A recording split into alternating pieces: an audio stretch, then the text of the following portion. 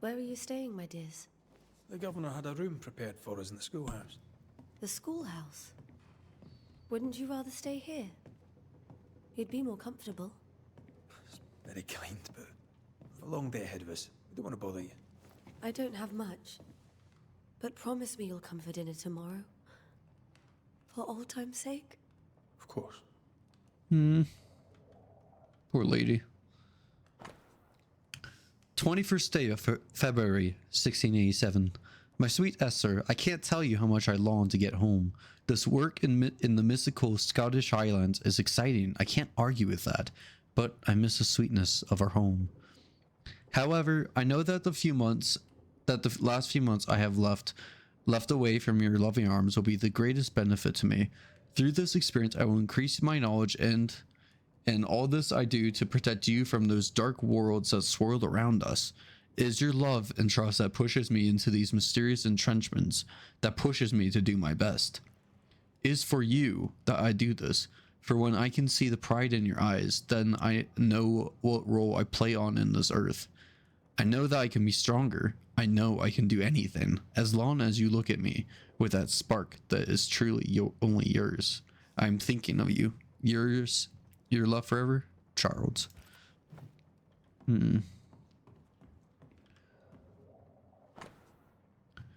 day of January, 1685. My beloved Esther. How do I long to hold you in my arms. The announcement of our marriage was my heart as a delicacy of my... The announcement of our marriage was to my heart as a delicacy on my palate. A sweet of which one cannot tire. That is hard to read. At last we shall be together, and together forever and ever, until the day many years from now when we are old and at last death separates us. For only death can extinguish the love between us, and I am sure that not even death can undo the tenderness I feel for you. I want everything to be perfect for our marriage, and I will make it so. I will write to you every day until that blessed moment when I can finally shed the weight of letters and tell you in person every day how I feel about you. I am thinking of you. Your love forever, Charles.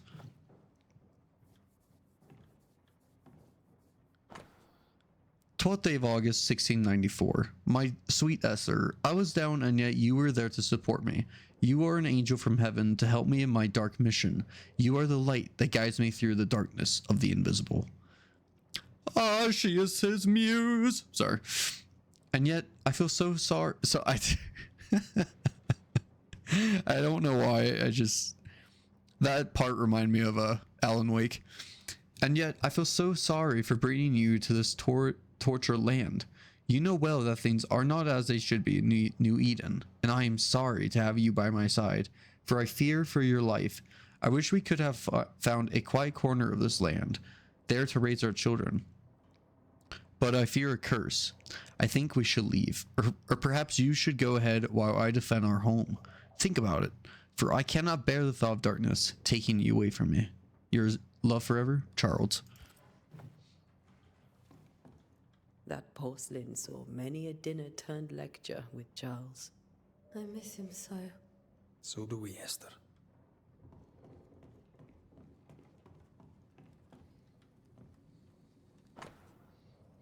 A new Scotch tune in G major by Henry Purcell. I thought she was going to start playing. Purcell? Could you find nothing better? These days I lack the heart to play. Can't believe you brought your pianoforte to New England. It cost a fortune. But you cannot part a pianist from their beloved keys.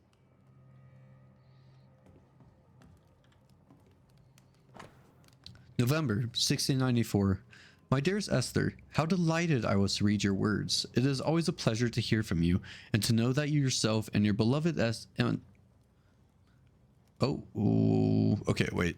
My dearest Charles, how delighted I was to read your words. It is always a pleasure to hear from you and to know that yourself and your beloved Esther are doing well. I have contacted our brothers in London, but unfortunately we could not find anything in our archives that matches the description of the events you have experienced in New Eden. Be that as it may, pestilence and never-ending winters are phenomena perhaps too broad for us to pinpoint the exact cause. I can give you no better answer. Be it sorcery, the presence of an eager, or something else entirely, we cannot say. All I can do is invite you to continue your research and to take note of all of your observations. Our Brotherhood of St. Paul's Stole has so little presence in the new world. Any new information shall be precious indeed. Please stay safe, my friend. Yours truly, Eleanor Combs. I didn't know Eleanor and Charles were still in touch. The St. Paul Brotherhood is a tie that binds. Charles was so eager to continue his research here in New Eden. If only we had known what would befall us. Have you received other visitors? Most dare not leave their homes. Although Mr. Bachelor came to see me. That was nice of him.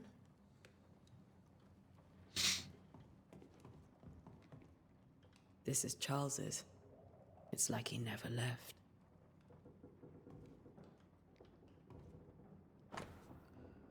Letter from a neighbor. Esther, some food and ale for you. Sorry for your loss. Your neighbors hold you in their hearts. That's sweet. Are you hungry, dear? You must be starving after such a long trip. I thought we said we'd have dinner tomorrow. It's no trouble. Save your provisions, Esther. I'm all right, really. Rory McGrath isn't hungry.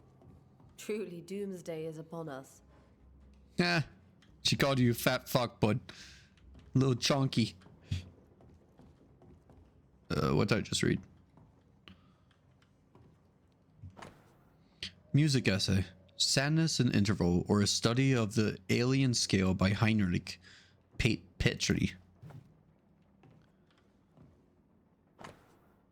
A study of H. Purcell's Shockany in G minor for strings by E. Davenport. Is this not the study? Does this just go outside? There's more to learn here. Yeah.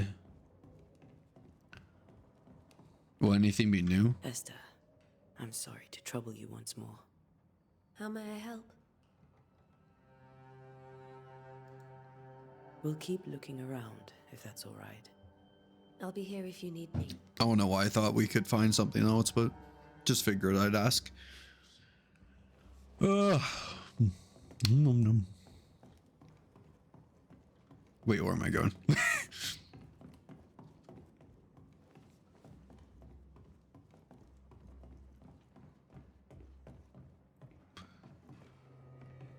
Charles is still here and Esther is completely distraught. She lost him, and now he's back. Where are you, Red? Ghastly figure. It must be unbearable. Faith always was his beacon in the darkness. In people as much as in God. He's a good man. I can still picture him crafting your very first Bane ring. You sound much more fond of the moment now than you were back then. Bit green for an actual haunting, you said. You were. Still, you did all right. What is this? Oh, it's a chess piece. A precious key from a chess set protected by a glass dome. Why? That's from the set he taught me with. I'd know it anywhere. Did he keep it to remind him of his favourite? Or to remind him that he had yet to beat me. Remember when he started to wear these to look wiser and older? No, he was hiding his hair loss.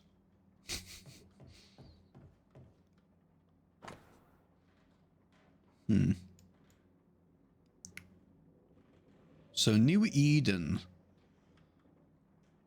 I don't know. I don't even see New Eden on here. Interesting.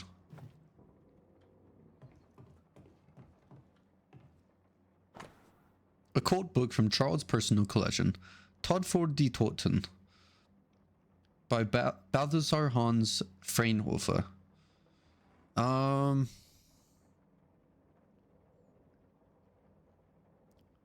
I've lost like a sense of my German, but I think that's Book of the Dead? No, I don't think that's right. I'm curious what this is.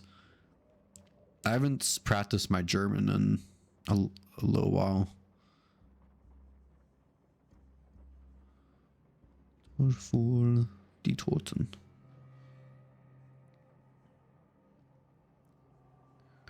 Translate. Death for the dead. Huh.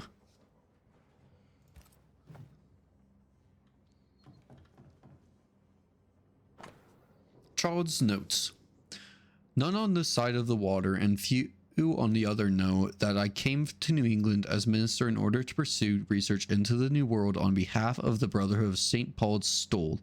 And what strangeness have I found? There are ghosts here. Yes, old and innumerable, but they are quiet. I shall never say the word aloud, but I suspect there to be witches. If I find one, I shall very much like to ask her for her story. Yo, if we run into a witch, it's gonna be crazy. Scribbled Bible verses. Job 7, 13, 15. 13. When I say, my bed shall comfort me, my couch shall ease my complaints. 14. Then thou scarest me with dreams, and terrifiest me through visions. 15. So that my soul chooseth strangling, and death rather than my life. She comes to me in my dreams. That's terrifying. Charles's notes mention Job, chapter 7, verses 13 to 15. I'll look for that reference. Job. Red, you dropped something.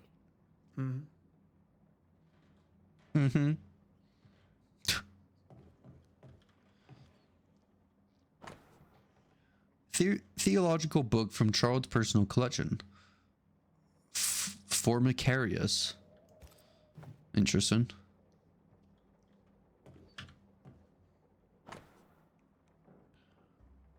Fortulitium Fidei. I can't understand any of this. Charles's notes. What do all these dreams have in common? Are they the promise of a doomsday or a nightmare coming? Visions. Foreshadowing? Is someone behind this? Who is the real target and what causes anger to burst forth? I need to know how it gets into our heads. Sleep no longer offers rest, and this cannot perdure. These notes are erratic ramblings. Charles was worried about the curse plaguing the settlers' dreams. How malicious is this curse, tormenting people in their beds? Hey, don't push me. Hint. Charles was worried about the influence the threatening spirit had on the settlers' dreams. Okay. Whoa.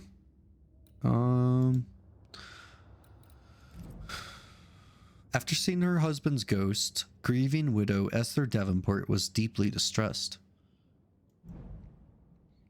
Let's see.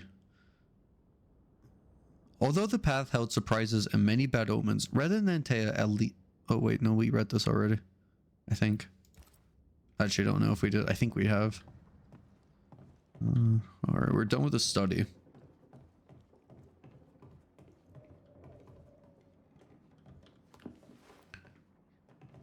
Where do nightmares come from? Where do nightmares come from? I remember the teaching of my masters, may God bless their souls.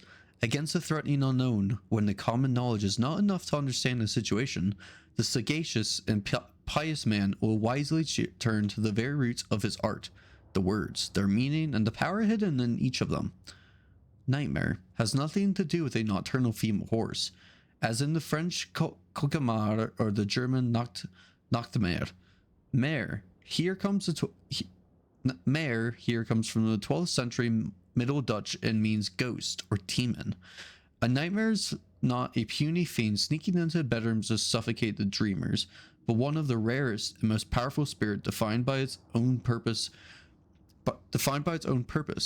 to spread its insidious and unforgiving wrath upon any living soul it may reach. According to my research, no occultist ever successfully banished a nightmare. But why? Could a nightmare be more than a ghost? I'm afraid so.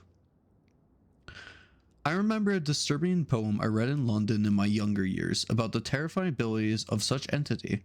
supposedly able to penetrate the dreams of its targets to influence their thoughts and perception and make them endure their their worst fear. Able even to bend the distance or alter time, creating tantalizing and personalized nightmare its victims can't hope to escape from. Such a petrifying concept. I pray God with all my heart and soul that this is not what has risen upon us. How would we then escape despair, death, and doom? I need more information, but where to find them?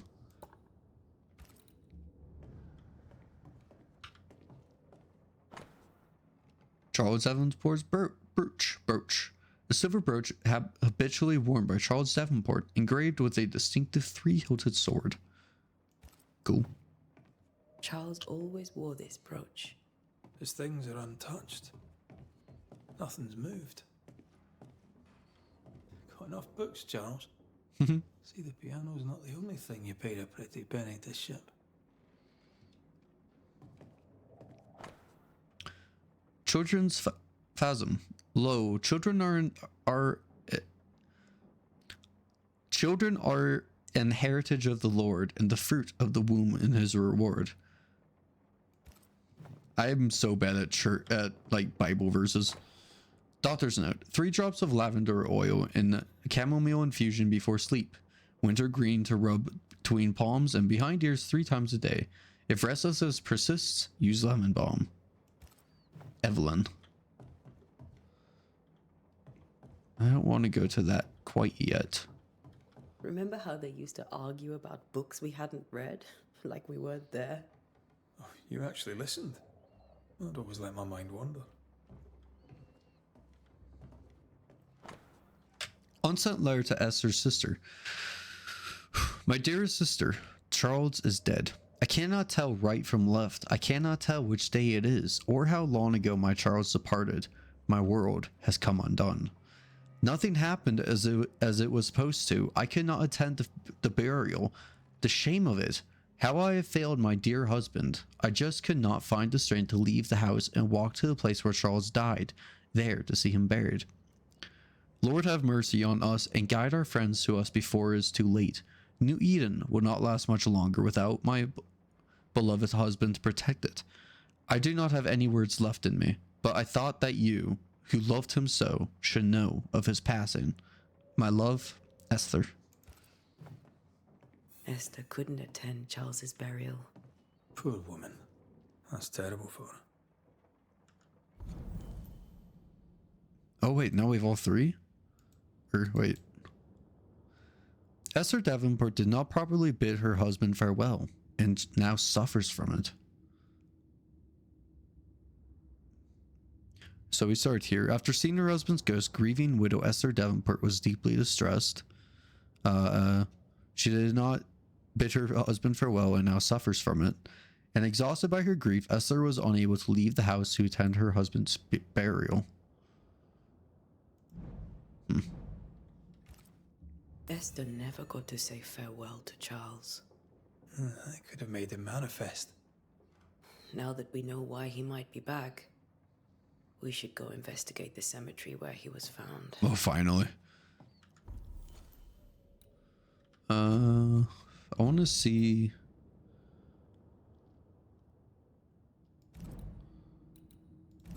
So we found her in tent.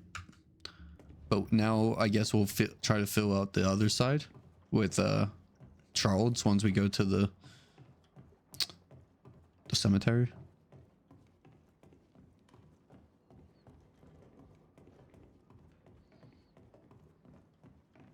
Esther, I'm sorry to trouble you once more.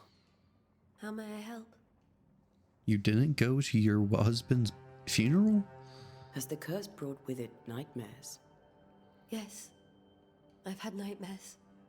I suspect we all have. Charles warned that something was stalking our dreams, that it had a use for us, that we needed to fight it with all God's might. But now Charles is gone, and my nightmares have changed. In my sleep, I see my husband falling, screaming into the abyss. All hear him, None respond. He plummets on into the bottomless pit. Poor Charles. With all that's happened, how are you bearing up? This all feels so unreal. Just one more nightmare from which I cannot wake. It seems so now, but that will change. I promise. Was there something I should have done differently? Did I fail him?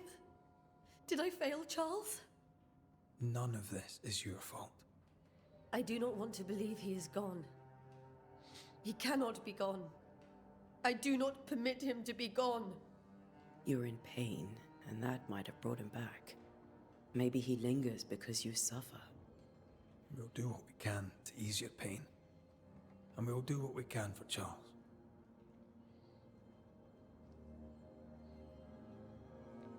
I mean, hell, her even saying that she does not permit him to be gone, I feel like that having that that strain, regret, that might play something into keeping him or bringing him back as a ghost or something. We must make our way to the cemetery. Please be careful, dear Antea.